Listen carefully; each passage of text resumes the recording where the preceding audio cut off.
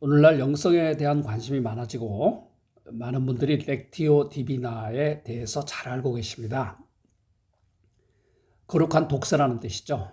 그리고 이 말은 영성 훈련이나 수도 생활을 하는 수도사들 그리고 일반인들이 하나님에 대해서 경건한 삶을 갖는 것을 일반적으로 말하고 있습니다. 전통적으로 수도사들은 두 가지 형태의 생활을 하고 있었죠. 하나는 공동체적인 수도원 생활을 하고 있습니다. 우리가 알고 있는 대부분의 수도원들이 이런 공동체적인 여러 사람들이 같이 모여서 적게는 10여 명 내외, 많게는 수백 명씩 모여서 일종의 공동체적인 수도원 생활을 하고 있죠. 두 번째는 은둔 수도원을 하고 있는 분들입니다. 은둔형 수도원 생활이죠. 이분들은 기본적으로 홀로 독방에서 사는 것을 원칙으로 합니다. 물론 혼자 지낸다는 것은 어렵기 때문에 약간 공동체 형식의 삶을 살면서도 셀에서 독방에서 혼자 수도원을 하는 형태를 취하고 있습니다.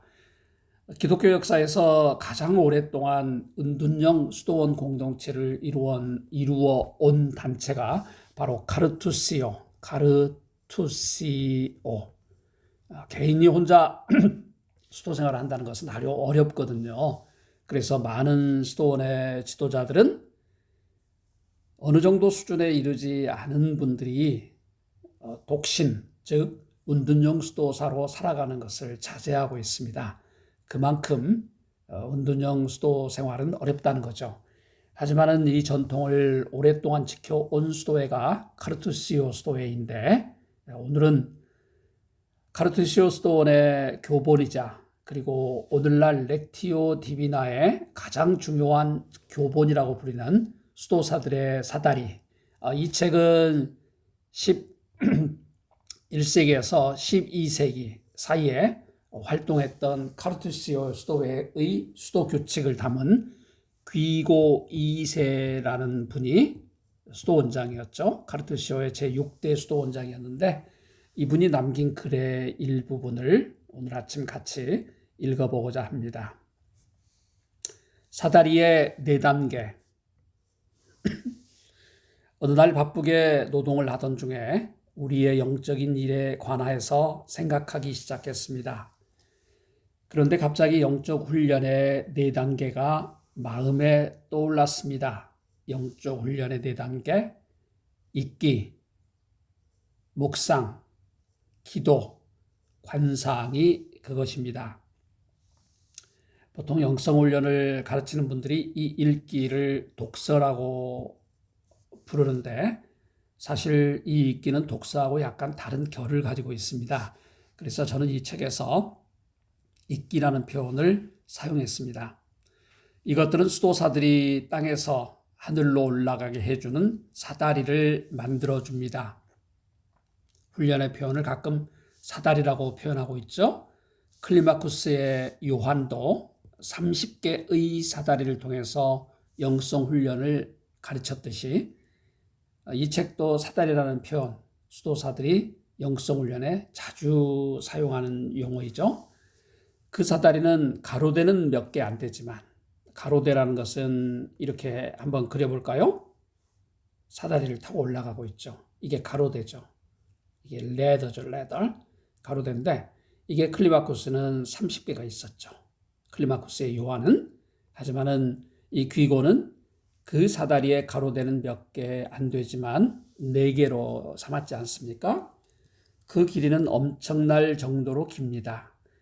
사다리의 하단은 땅에 놓여 있지만, 하단은 우리의 삶의 현장이죠. 땅에 놓여 있지만 상단은 구름을 뚫고, 이게 구름입니다. 구름을 뚫고 하늘의 비밀들에 닿습니다. 그 가로대들 또는 그 계단들은 이름들과 숫자들이 다르듯이 순서와 특성들의 면에서도 다릅니다. 누구든지 그것들의 특성들과 기능들, 그것들이 갖는 차이점과 중요성을 세심하게 살피는 사람은 이런 일에 쏟을지도 모르는 수고와 관심이 자기가 얻는 도움과 위로에 비교하면 사소하고도 쉬운 것이라고 여기게 될 것입니다. 이 네 가지 것을 이제 간략하게 설명해 주고 있습니다. 읽기는 온 힘을 집중하여 성경을 주의 깊게 연구하는 것입니다. 묵상은 이성의 도움을 받아 감춰진 진리에 대한 지식을 추구하기 위해 분주하게 정신을 적용하는 것입니다. 기도는 악을 몰아내고 선한 것을 얻기 위해 마음을 다해 하나님을 의지하는 것입니다. 관상은 정신이 하나님께로 들어 올려져서 자신을 초월함으로써 영원한 감미로움이 주는 기쁨을 맛보는 것입니다. 이 네 가지가 렉티오 디비나의 핵심입니다. 그리고 많은 수도사들은 이 네 가지를 24시간 자신의 일상의 수도 생활에 적응하기 위해서 또 적용하기 위해서 애쓰고 있습니다.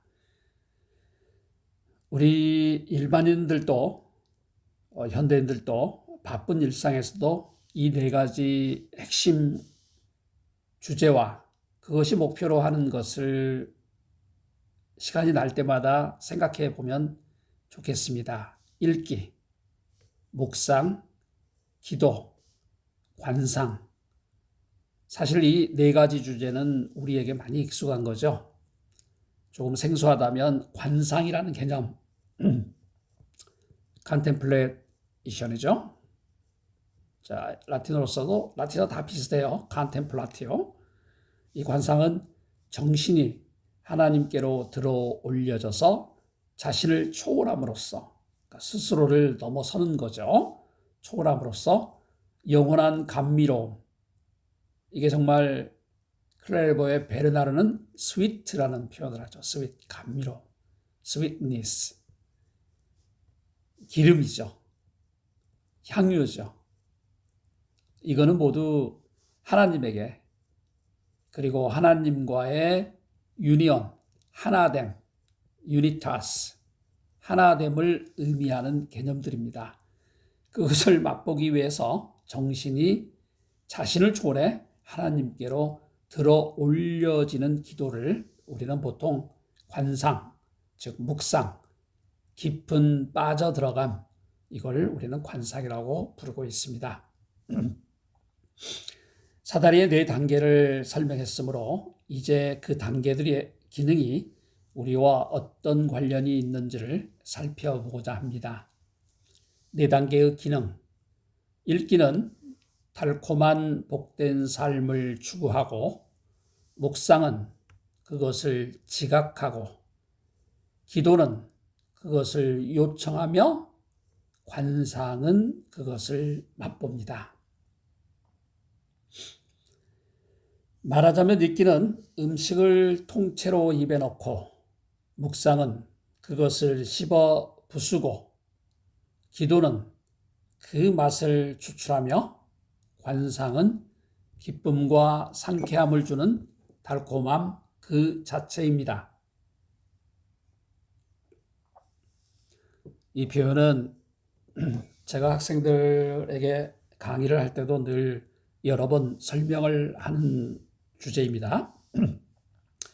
읽기라는 것은 음식을 통째로 입에 넣는다는 것은 입 안에서 이렇게 우리가 이빨로 씹고 잘게 나누어서 위 안으로 집어넣는 것 아니겠습니까?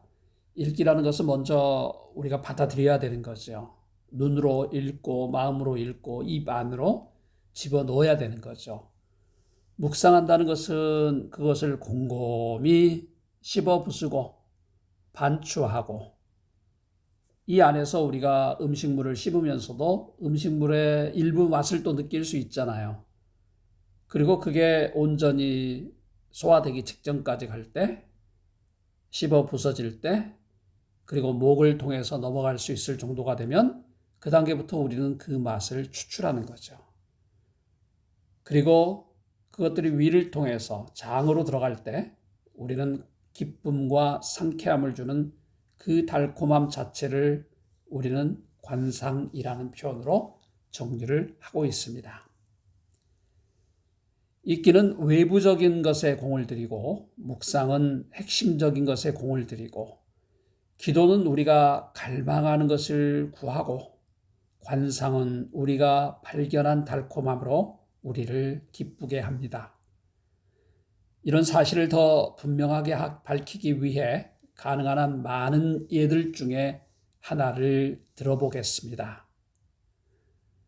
이 책은 12개의 챕터로 이렇게 기도의 다양한 이야기들을 나누고 있습니다.